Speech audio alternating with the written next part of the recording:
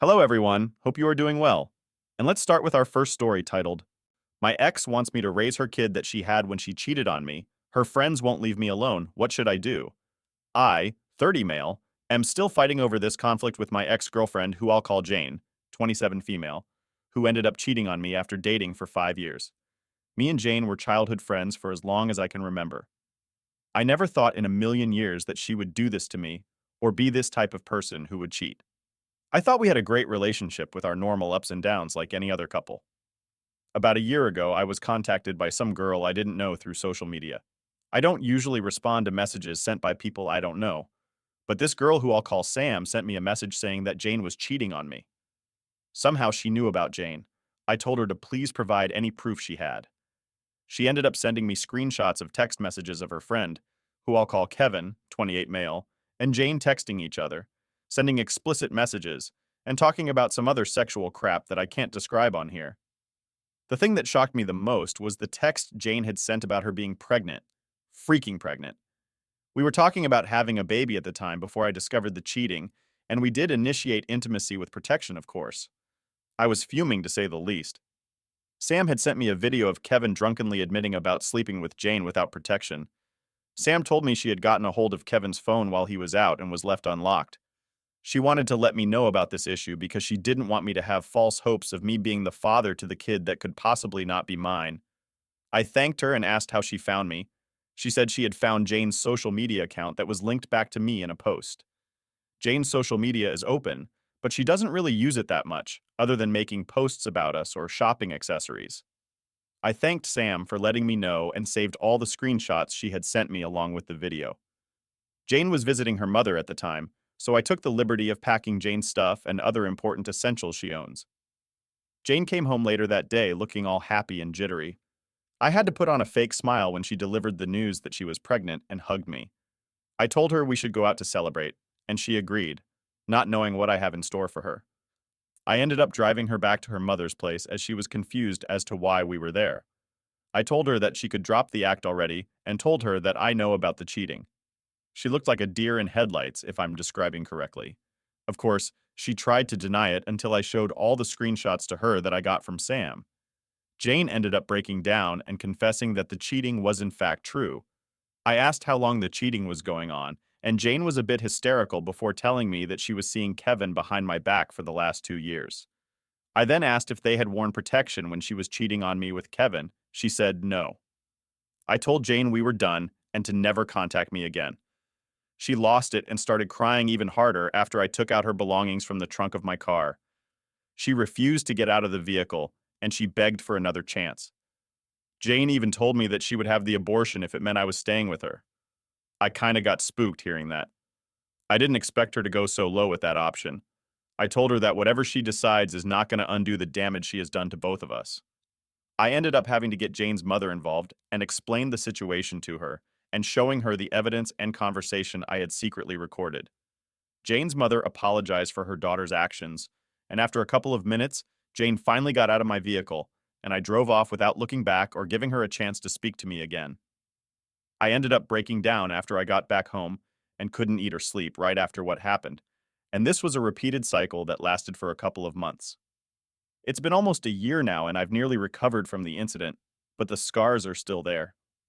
Just 2 weeks ago, Jane messaged me since the breakup and told me she wanted to get back together. I told her no straight up and blocked her. Then a few days ago, Jane showed up at my front door. Not gonna lie, she looked like a total mess when I saw her through the doorbell camera and she was asking me to speak to her. I didn't let her in, so I told her what the hell she wanted. Jane said that Kevin ended up ghosting her soon after she gave birth to the baby and they don't know where Kevin is. I told her that it was her problem to deal with and reminded her that Kevin was the guy she left me for. She begged me to help her because she had not gotten any sleep, and she's basically on her own.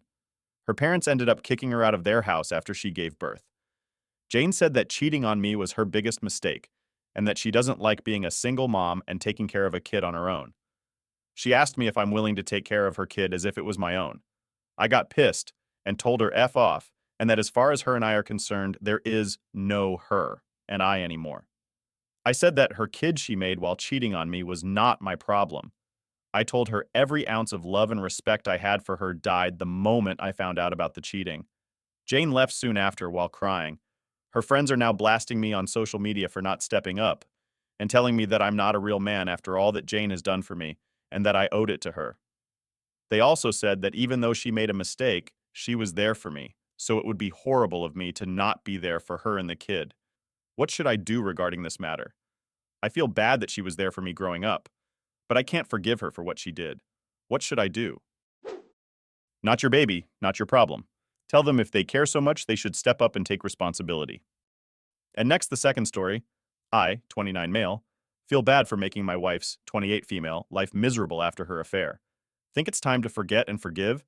Wife wants more freedom 2 years after being caught having an affair. Backstory.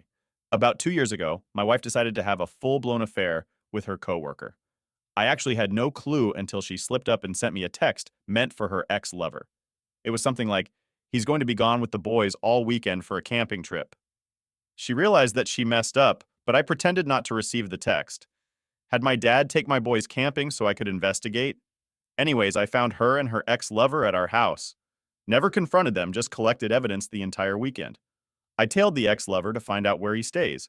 Turns out he has a whole family too. More backstory.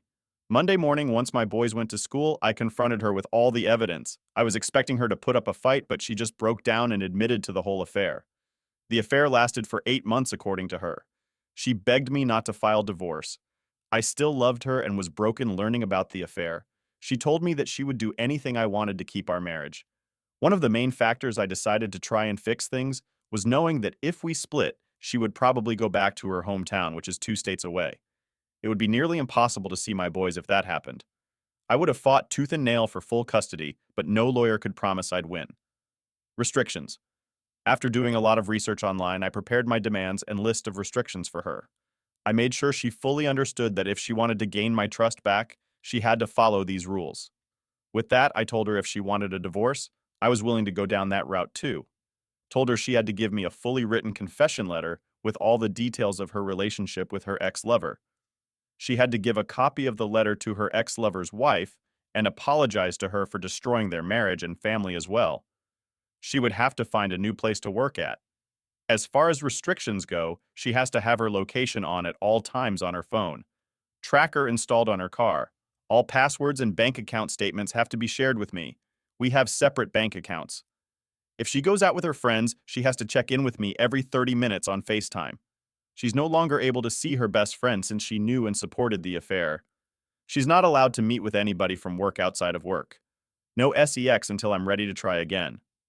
Her main reason for cheating was because I wasn't in the physical shape I used to be in. I agreed and lost 35 pounds and took up boxing. Current situation. Wife no longer wants to check in with me when she's out with her friends. She wants to hang out and go to lunch with coworkers because she's lonely at work. Also, she wants to have sex with me. We haven't had sex since the affair. I just started to be able to kiss her. She wants to try for another baby, but I don't think I'm ready. The other night, she had her hair done and put on a lingerie and heels for me, but for some reason, I couldn't. She went to the bathroom to cry. I felt like garbage for ruining this beautiful girl, my wife. The sound of her crying still is messing with my head. Her best friend is getting married, and she wants to attend the bachelorette party in a few weeks in Vegas. I'm not sure what to do. I don't want my wife's life to be completely miserable. Then again, this is the friend that knew about the affair and supported it. My worry is if I keep these restrictions on my wife, she's going to regret her decision to stay. It's not like she's asking me to remove them. She asked me to consider it. As for the bachelorette party, she just told me about it. She never asked to go, but I know what she meant by telling me about it. I just want our marriage to go back to where we were.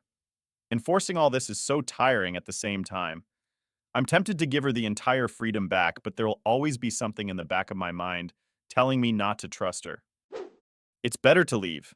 You don't trust her and you shouldn't. She's already shown that she can't be trusted. And that's the end of today's saga. Dear viewers, don't forget to press thumbs up and subscribe so you never miss out. See you next time. Bye-bye.